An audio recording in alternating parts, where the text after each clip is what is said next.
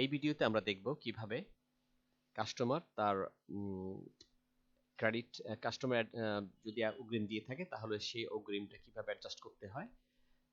তো সেই জন্য আমাদেরকে যেতে হবে অ্যাকাউন্টিং। আমরা আগে দেখে আসবো যে কার কোন কাস্টমারের মধ্যে আমরা ক্রেডিটটা অ্যাডজাস্ট করব। যেহেতু সে ক্রেডিটে আছে, দ্যাটস মিন সে অগ্রিম দিয়ে গেছে, হয়তো কিছুদিন আগে অ্যাডভান্সটা দিয়ে গিয়েছিল, আমরা সেটা সফটওয়্যার অ্যাডজাস্ট করব। সো প্রথমে আমরা যাব সাবলেজার ট্রানজ্যাকশনে।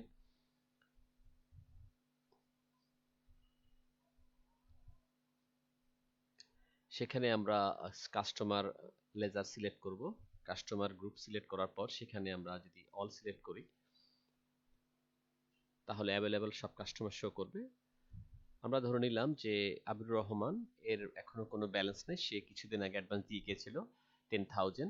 সো আমি চাচ্ছি যে তার কাছে এখন আমরা তার থেকে অগ্রিম নিয়েছিলাম যা বা তাকে ক্রেডিট করব, সেটা কিভাবে করব। তো সেই জন্য আমরা অ্যাকাউন্টিংয়ে গিয়ে জার্নালে গিয়ে আমরা ক্রেডিট করব। ক্রেডিট মেমো মানে হচ্ছে কোম্পানির কাছে সে পাবে বা অগ্রিম দিয়ে গেছে সে কারণে।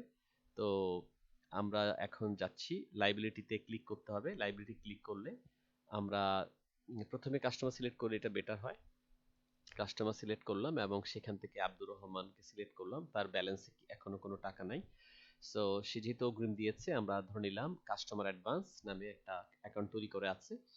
সো এখানে আমি সে 10,000 টাকা অগ্রিম দিয়ে গিয়েছিল এবং কত তারিখে দিয়ে গিয়েছিল সেটা আমরা এখান থেকে ধরে নিলাম সে 1 তারিখে দিয়ে গিয়েছিল এবং অ্যাডভান্স লিখে দিলাম। আমি যদি প্রসেস করি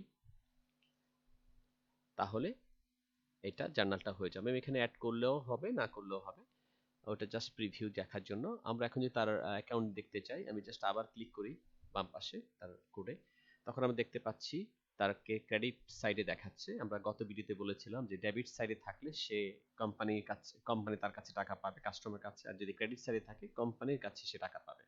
সো এখান থেকে বোঝা যাচ্ছে যে আব্দুর রহমান 10,000 টাকা কি করেছে, দিয়ে গেছে। ওকে, সো আমরা এখন দেখলাম যে কিভাবে অ্যাডভান্স টাকাটা অ্যাডজাস্ট করতে হয়।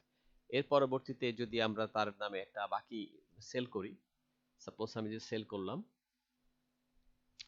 আমি আব্দুর রহমানকে সেল করব, সেটা হচ্ছে যেহেতু সে অলরেডি দেখা যাচ্ছে সে 10,000 টাকার ব্যালেন্স হয়ে আছে, আমাদের যেহেতু স্টক নাই, সো আমরা এখন সেলটা দেখাতে পারছি না। নেক্সট ভিডিওতে আমরা দেখবো যে কিভাবে সেল করতে হয়। সো স্টক করার পর আমরা যদি সেল ইনভয়েস যায় যে অ্যামাউন্ট আসতো সেই অ্যামাউন্টটা তার এখান থেকে কমতে থাকতো এবং সেটা ডেবিট সাইডে বিল হতো। ঠিক আছে, তো এইভাবে আমরা অ্যাকচুয়ালি কাস্টমার থেকে অ্যাডভান্স নেব এবং সে অ্যাডভান্সের টাকা সেলসের মাধ্যমে অটো জার্নাল মাধ্যমে, আমাদের এখানে জার্নালে যেতে হবে না, সেল করলেই তার নামে একটা ডেবিট মেমো ইস্যু হবে। That's means invoice to one kind of debit memo. Okay, so আজকে ভিডিওতে আমরা দেখলাম যে অ্যাডভান্স টাকা কিভাবে সেলের মাধ্যমে পরিশোধ করতে হয়।